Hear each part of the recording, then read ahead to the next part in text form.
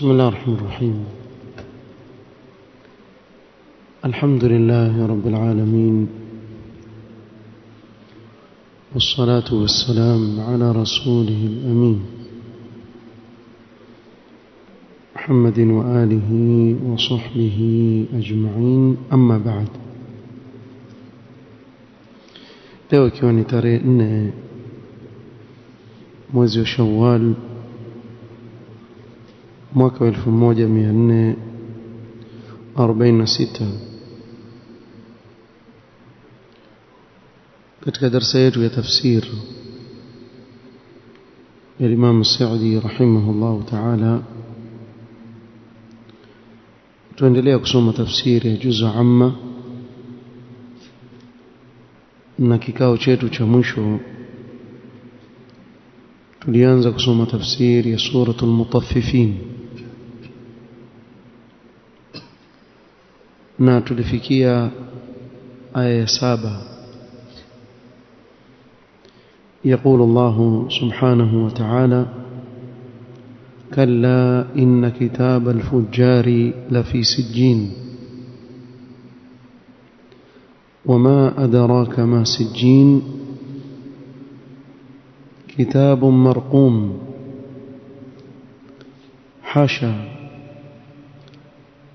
hakika maandiko ya wakosefu bila shaka yamo katika sijin. Na kitu gani kitakachokujulisha hiyo sijin? Kitabu marqum ni kitabu kilichoandikwa. wailun yawmaidhin lilmukaththibin, ole wao siku hiyo kwa wanaokadhibisha. alladhina yukaththibuna biyawmiddin, ambao wanaikadhibisha siku ya malipo. wama yukaththibu bihi illa kullu mu'tadin athim, wala haikadhibishi ila kila mwenye kuruka mipaka, mwenye kupita mipaka, mwenye dhambi. idha tutla alayhi ayatuna qala asatirul awwalin, anaposomewa aya zetu husema ni visa vya watu wa kale. kalla bal rana ala qulubihim ma kanu yaksibun hasha, bali yametia kutu juu ya nyoyo zao hao waliokuwa wakiyachuma. Mukhtasar wa tafsiri ya hizi aya, kuanzia aya ya 7 ya suratul Mutaffifin. Allah subhanahu wa ta'ala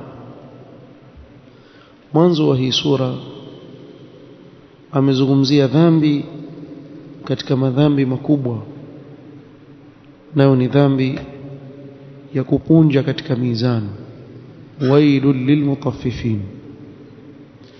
Na tulitaja kuwa haya makatazo yameenea si katika mizani peke yake, bali katika kila jambo. Yule anayetaka kupewa yeye haki yake kamili, lakini hawapi watu haki zao, basi huyu aingia katika hii aya, wailul lilmutaffifin, ole wao wale wanaopunja. Ama kuanzia aya ya 7, Allah subhanahu wa ta'ala aendelea kuwakemea wale wanaokadhibisha kuwa iko siku watafufuliwa mbele ya Allah subhanahu wa ta'ala. Kwa hivyo akawa awakemea kwa yale wanaoyasema, yale wanaoyafanya katika dhulma. ويقرر سبحانه وتعالى أن البعث كائن والجزاء حاصل والعمل محصن. نكبينيش الله سبحانه وتعالى kuwa kufufuliwa kupo na malipo yapo siku ya kiyama, na matendo ya waja yatahesabiwa. فكتاب الفجار الذين مالوا عن التوحيد فكانوا مشركين مكذبين بالبعث. kitabu kilichoandikwa matendo ya watu waovu,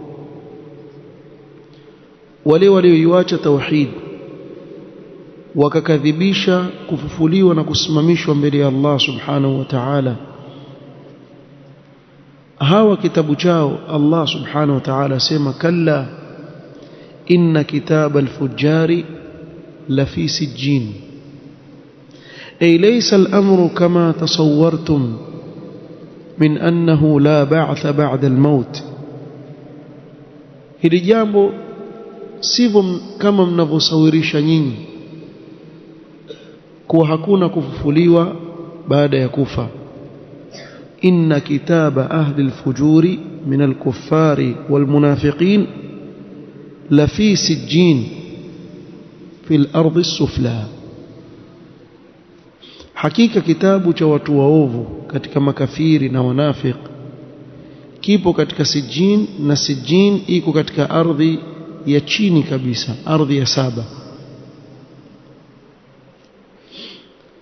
Na hili ni kwa sababu matendo yao ni maovu duni, na Allah subhanahu wa ta'ala akawalipa kulingana na wao walivyo, na vitabu vyao vikawekwa katika ardhi iliyo chini kabisa kwa uovu wa matendo yao. Na Mtume sallallahu alaihi wasallam hili ameliweka wazi alipokuwa akieleza mwisho wa roho za watu wema na mwisho wa roho za watu waovu. Katika hadithi ndefu ya al-Bara ibn Azib radhiyallahu anhu fi musnad al-Imam Ahmad sahahu al-Allamah al-Albani, Mtume sallallahu alayhi wasallam akaeleza hali ya kutolewa roho ya watu waovu, na kuwa roho yao inapotolewa, anna al-kafira idha qubidat ruhuhu thumma urija bihi ila as-samai ad-dunya, kisha ile roho ikapazwa na malaika ikifika katika mbingu hii ya dunia, la yuftahu lahu, ile roho haitafunguliwa milango ya kwenda juu. Kisha Mtume sallallahu alaihi wasallam akasoma aya la tufattahu lahum abwabu as-samaa, hawafunguliwi milango ya mbinguni. Allah subhanahu wa ta'ala ataamrisha uktubu kitabahu fi sijjin fil ardi as-sufla, andikeni kitabu chake katika sijjin, katika ardhi iliyo chini kabisa. Kuna roho zao pia zitawekwa katika sehemu hiyo, roho za watu waovu, kama alivyoeleza Mtume sallallahu alaihi wasallam. Kwa hivyo Allah subhanahu wa ta'ala akataja kalla inna kitaba al-fujjari la fi sijjin wama adraka ma sijjin, ay wama a'lamaka ayuha ar-rasul ma sijjin, na kipi kitakachokujulisha ewe mtume wangu hiyo sijjin ni kitu gani. Na mara nyingi Allah subhanahu wa ta'ala min babi at-ta'dhim, katika kuadhimisha lile jambo huleta ili swali wama adraka, sio kwa kuwa Mtume sallallahu alaihi wasallam hajui, la, Mtume salamu Arabu haelewa lugha ya Kiarabu, lakini Allah subhanahu wa ta'ala huleta ili swali kuonyesha kuwa lile jambo linalozungumziwa pale ni adhimu, ni jambo kubwa mno.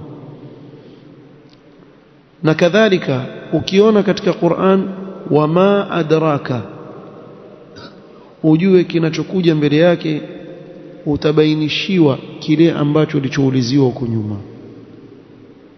Bimaana Allah subhanahu wa ta'ala huuliza ili swali kisha mbele akabainisha kile anachokusudia kukizungumzia. Kwa mfano, inna anzalnahu fi lailatul qadr, moja kwa moja wama adraka ma lailatul qadr, kisha moja kwa moja akabainisha lailatul qadri khairun min alf shahr. Na huu ndio uslubu wa Qur'an. Inapokuja suala kama hili ni i'lamun bi anna al-bayana yatlu dhalika, kuwa kuna ubainifu unaokuja mbele yake.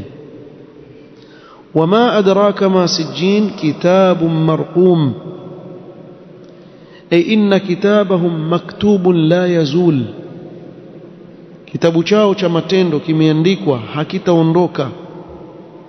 Wala yuzadu fihi wala yunqas, na hawatazidishiwa chochote katika maovu juu ya yale maovu waliyofanya, wala hawapunguziwi. Katika rehema za Allah subhanahu wa ta'ala ni kuwa mja haandikiwi katika maovu isipokuwa lile ovu alilolifanya peke yake. Kinyume na mema, man jaa bil hasanati falahu 10 amthaliha, anayekuja na jema moja ataandikiwa mara 10 yake. Lakini anapokuja na ovu, fala yujza illa mithlaha, halipu isipokuwa mfano wake lile lile ovu, halizidishwa wala zipunguzwa vile vile. Kwa ni kitabu marqum, maana yake anna kitabahum maktubun la yazul wala yuzadu fihi wala yunqas, haizidishi chochote. Kisha Allah subhanahu wa ta'ala akasema wailun yawmaidhin lilmukaththibin, ay halakun wa khasarun fi dhalika alyawm lilmukaththibin, maangamivu na khasara siku hiyo ya kiyama kwa wale wenye kukadhibisha. Ni nani hao wanaokadhibisha? Alladhina yukadhibuna biyawmiddin, ay alladhina yukadhibuna biyawmil jazaa alladhi yujazi fihi Allahu ibadahu ala a'malihim fid dunya, wale wanaokadhibisha siku ya malipo, siku ambayo Allah subhanahu wa ta'ala atawalipa waja wake kulingana na matendo yao waliyofanya hapa duniani. Na hawa ni wengi sana, na kuna watu hufanya dhihaka na hili jambo katika kufara, na hasa sasa hivi wamezidi sana kupita mipaka. Watu huweza wakafanya uovu wakaghurika na upole wa Allah subhanahu wa ta'ala. walau yuakhidhu Allahu an-nasa bima kasabu ma taraka ala dhahriha min dabba, lau kama Allah subhanahu wa ta'ala angewapatiliza watu kwa matendo waliyofanya, wacha wao, hata wanyama pia wasingebakishwa katika hii ardhi. walakin yuakhiruhum ila ajalin musamma, lakini Allah subhanahu wa ta'ala amewaekea muda maalum. Sasa kuna baadhi ya wanadamu, au naweza kusema wengi katika wanadamu, wameghurika na hili, akaona kuwa maadamu yeye afanya maovu yake na hakuna kitu cha mpata. Kiangalia, si nafanya uovu, mbona siadhibiwi? Kwa aanza kughurika, aendelea kufanya maovu. Hasa utawasikia wakisema, nyinyi mnaosema muamini, wewe ufanye utakavyofanya hapa, uamini, ujiweke sawa sawa, ujiepushe na makatazo, ufanye maamrisho.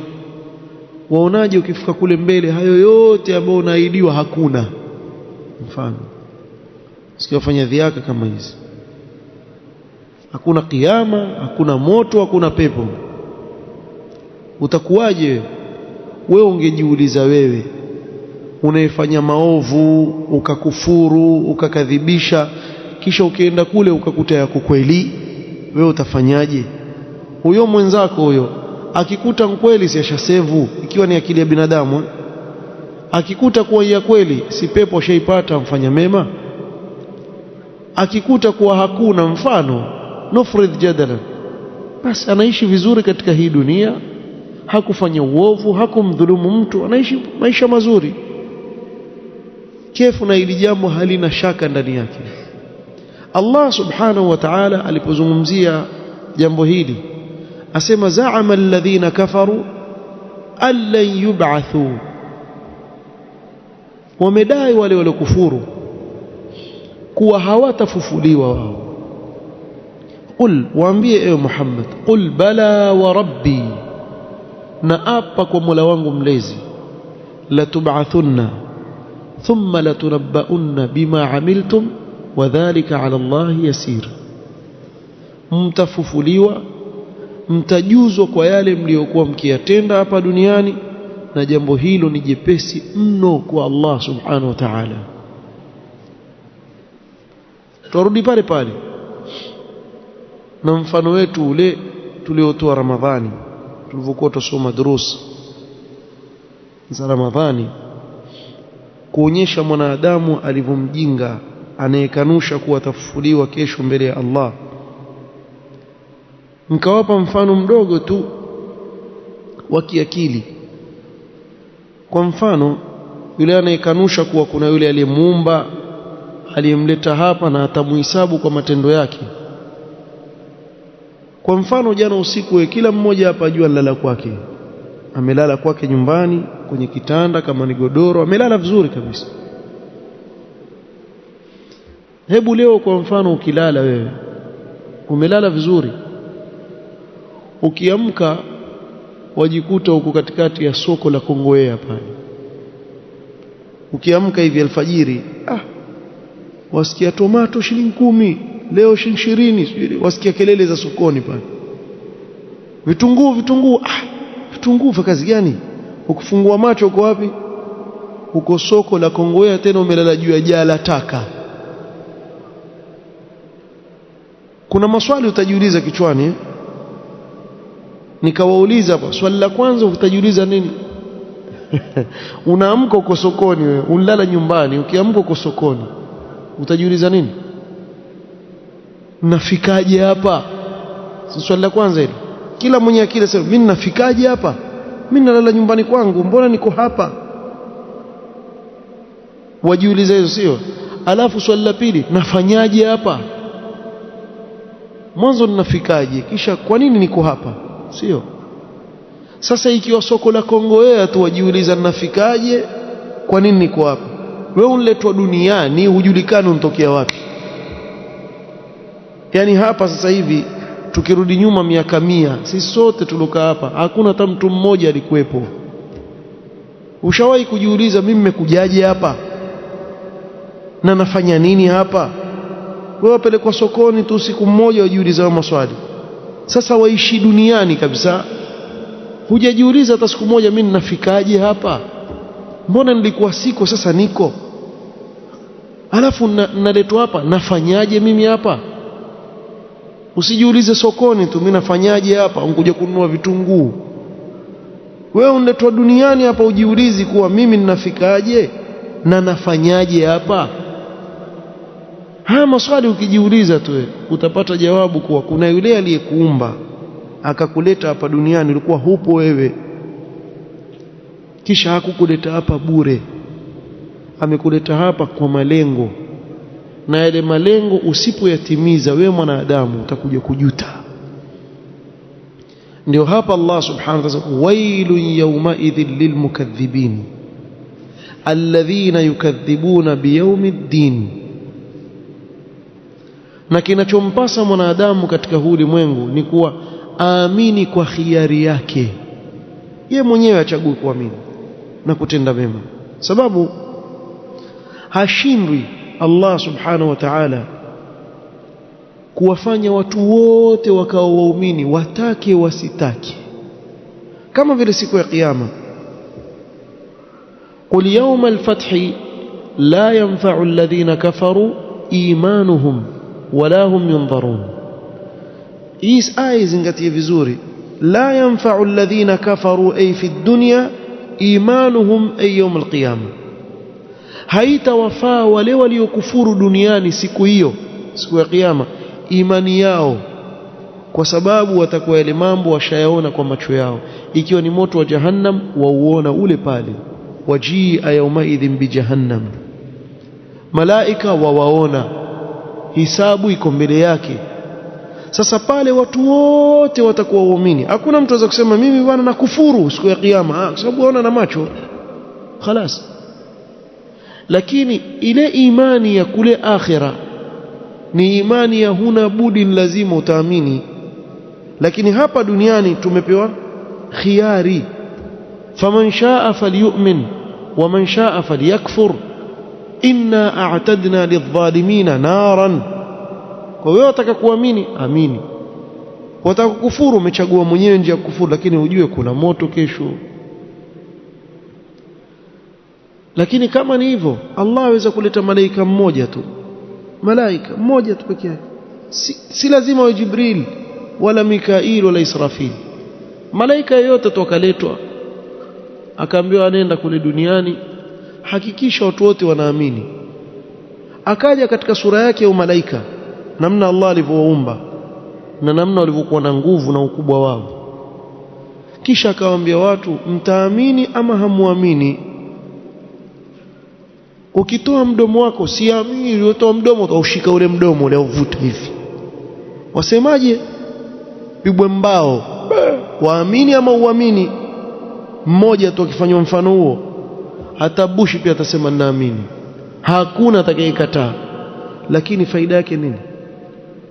Itakuwa umeamini kwa lazima, si kwa khiari yako.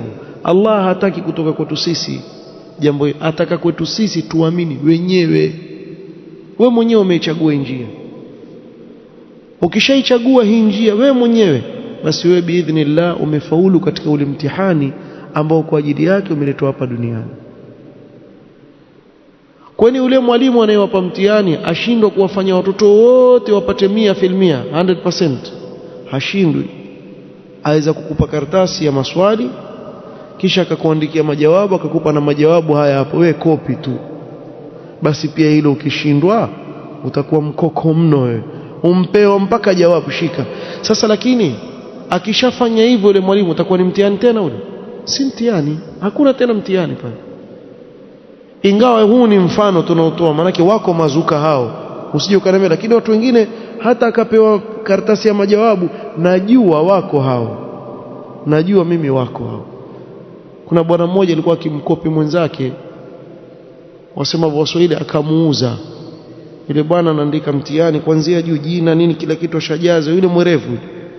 Kisha akampa kopi ile karatasi ajifanye yuandika. Yule akakopi mpaka jina lake pia akaandika lile lile la yule mwenzake, kuanzia jina mpaka hao wako. Kwa huu ni mfano tu mimi nimeutoa, si kuwa ni kweli watu wote. Kuna watu hata akapewa karatasi ya jawabu, hii hapa ni jawabu ya haya maswali, hajui lile jawabu aliweke kwenye swali gani, hayumo. Hao waitwa wale everyday eat eggs, apata yani yeni tu, huyo mfeli, usimuhesabu. Lakini sisi tuzungumzia wale mfano tu, yani mtu mwerevu akapewa karatasi ya maswali, akapewa na majawabu. Sasa itakuwa ni mtihani tena? Si mtihani. Kwa Allah subhanahu wa ta'ala akatoa mtihani kwa waja wake, nani atakayeamini, nani atakayekadhibisha. Lakini akasema fawailun yawma idhil lilmukaththibin alladhina yukadhibuna biyawmiddin. Kisha akasema wama yukadhibu bihi illa kullu mu'tadin athim, ay wama yukadhibu bihi ay bidhalika alyawm, hakuna anayekadhibisha siku hiyo, illa kullu mu'tadin ay mutajawizin lihududillah, isipokuwa yule aliyepita mipaka ya Allah subhanahu wa ta'ala aliyomwekea. Tena athim, kathirul atham, anayefanya madhambi mengi. Na hapa yaonyesha kuwa katika sababu kubwa miongoni mwa sababu zinazomfinika mja akawa haoni haki ni wingi wa madhambi. Mtu akiwa ni muovu, kuiona haki ni ngumu sana. Mtu kama yale madhambi yake yale yamfunika macho yake kutoiona haki na kuikubali.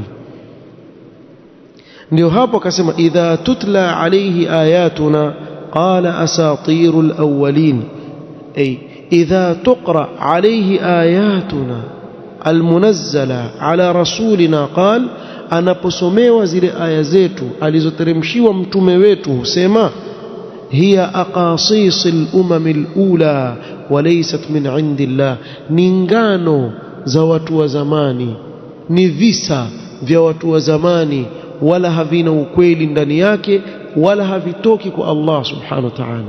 Bimaana ayazungumzia yale waliotumilizwa nao mitume wa Allah kuwa ni ngano za watu wa kale, ni visa tu. hakuna lolote ndani yake. Lakini Allah subhanahu wa ta'ala akaeleza siri ya wao kukadhibisha, akasema kalla bal ay laysa al-amru kama tasawwara haula'i al-mukaththibun, hili jambo sivyo kama wanavyosawirisha hawa waliokadhibisha. bal rana ala qulubihim ma kanu yaksibun ay ghalaba ala uqulihim wa ghattaha ma kanu yaksibuna min al-ma'asi falam yubsiru al-haqqa biqulubihim. Yale madhambi waliokuwa wakiyafanya yameghilibu katika nyoyo zao, yakawafunika mpaka wakawa hawaioni ile haki kwa nyoyo zao. Haki yaweza kuwa iko mbele ya macho yako, lakini wewe huioni. Wewe chukulia mfano manasara na kitabu wanachokitumia ambacho ni muharraf, kimebadilishwa mambo mengi sana ndani yake, lakini pale pale katika hicho kitabu hicho wao husingizia kuwa Isa alayhi salatu wassalam, wengine wasema ndiye nani? Allah, wal'iyadhu billah. Wengine wasema yeye ndiyo mtoto wa Allah, wengine wasema ni sehemu ya Allah, kila mmoja na yake. Haya yote wanaoyasema hayamo kwenye hicho kitabu muharraf, haya yote wanaosema hayamo. Sasa la kupitisha zaidi ni kuwa wale wanaosema kwa mfano kuwa yeye ndiye Mungu haswa, yeye ndiye Mungu, sio? Utakuta kule kumeandikwa kwa mfano, basi Isa alivyokuwa yuwakulia, yuwakuwa, yani alivyozaliwa akawa yuwakuwa. Hebu fikiria Mungu yuwakuwa yuwakuwa, yani kila miaka ikipita yuwakuwa mkubwa. Alikuwa kila siku akisoma au akimtambua zaidi Mola wake, Mola wake amtambua zaidi kila siku, maana maneno kama hiyo. Sasa Mola yupi na yeye ndio Mungu? Ili swali umuulize, yupi anayemsoma na yeye ndio mwenyewe? Hawajua. Sasa muangalie atakavyokueleza, akimbie huko akimbie huko. Kwa nini? Kwa sababu haki, ikiwa mtu ni muovu, moyo wake umefunikwa na uovu na madhambi, haioni. Na macho yako namna mbili, si yale macho unayoona katika macho ya kwenye kichwa, la, kuna macho katika moyo yanaona haki na kuifuata. Na ndio maana Allah subhanahu wa ta'ala akasema fa innaha la ta'mal absar walakin ta'mal qulub allati fi as-sudur. Yanaopofuka si macho, kinachopofuka ni nyoyo zile zilizoko katika vifua vyao. Mtu akawa ile haki haioni kabisa, haki mbele yake haioni.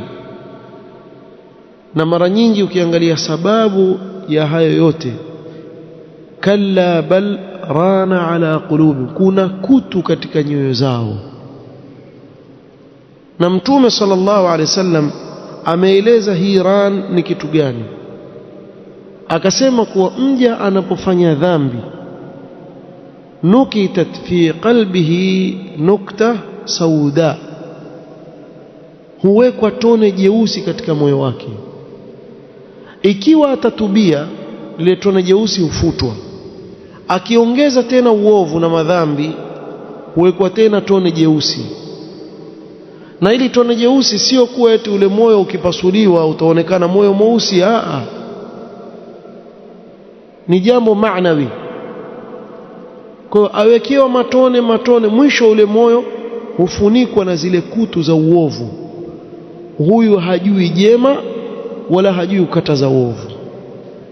Ndio hawa waliotajwa katika hii sura, kalla bal rana ala qulubihim ma kanu yaksibun. Hii ni kwa kifupi tafsir mukhtasar ya hizi aya. Insha Allah taala tukikutana tena tutasoma maneno ya Imam Sa'di rahimahullah taala akiwa azieleza hizi aya biidhnillah taala kama tulivyokuwa tukifanya katika vikao vilivyopita. Kwa hiyo tutasoma maneno ya Imam Sa'di kisha tusonge mbele insha Allah taala. Naktafi bihadha alqadr, wallahu taala a'lam. سبحانك اللهم وبحمدك أشهد أن لا إله إلا أنت أستغفرك وأتوب إليك. بارك الله فيك.